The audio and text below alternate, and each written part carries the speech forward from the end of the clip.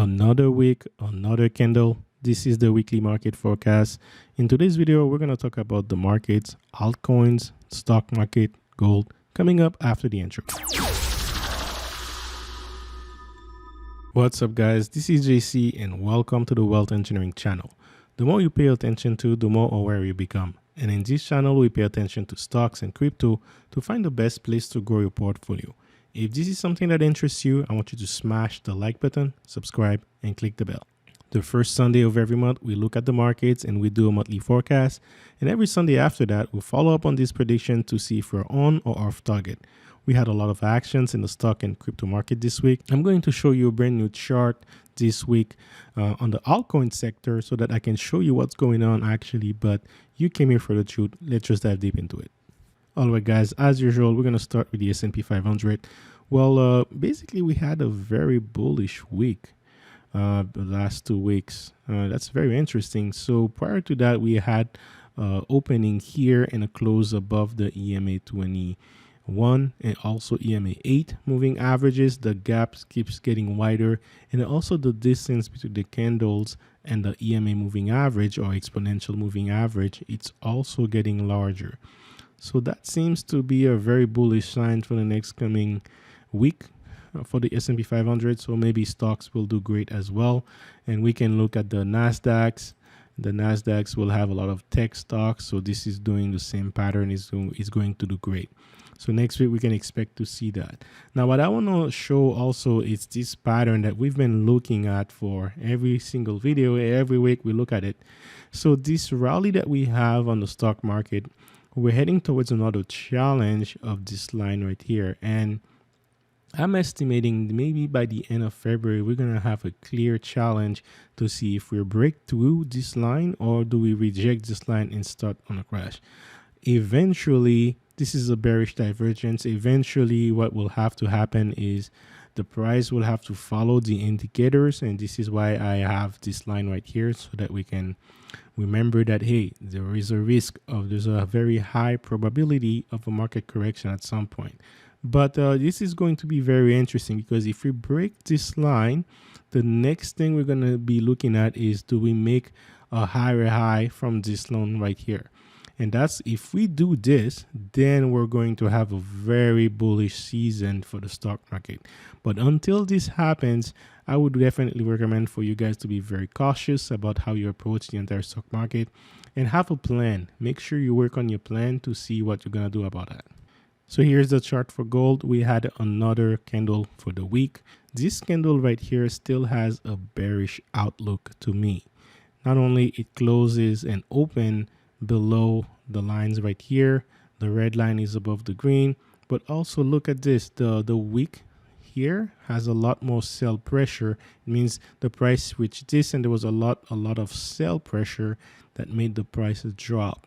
So there is still a strong push for gold to still continue that pattern that it's on.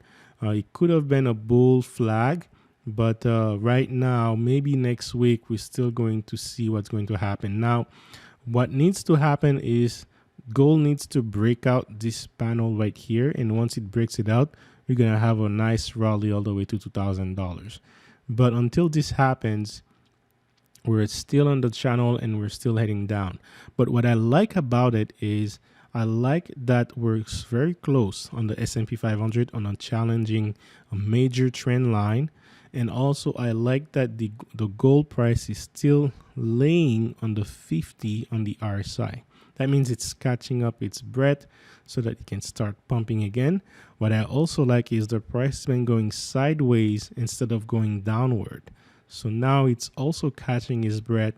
And then we're very close to challenging this line right here. So if we challenge this and we continue with the same momentum, then we have enough strength to break it.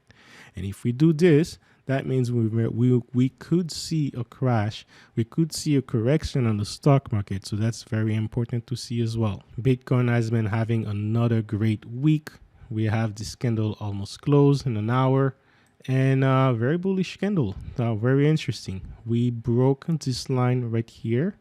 All right. This is a line that we're expecting to see the last week. and we broke it. So now we're actually heading towards new all-time high. And I'm expecting this could happen by next week. We could see a $50,000 Bitcoin. We could see a $50,000 Bitcoin next week. This is very bullish for Bitcoin. If we look at the indicators, the indicators are still putting high with a very great momentum. So that is very good. We'll wait and see what's going on, but this is what also is very interesting with the market right now, with crypto market, is not only Bitcoin is making all-time high, but also the altcoins are making all-time highs. Like the altcoins had a very great day this week. I think it was Thursday, was it? Yeah, very nice pull. But hey, I'm looking also at this line right here. I'm looking at this. So we're gonna wait and see what happens over the next couple days, even weeks.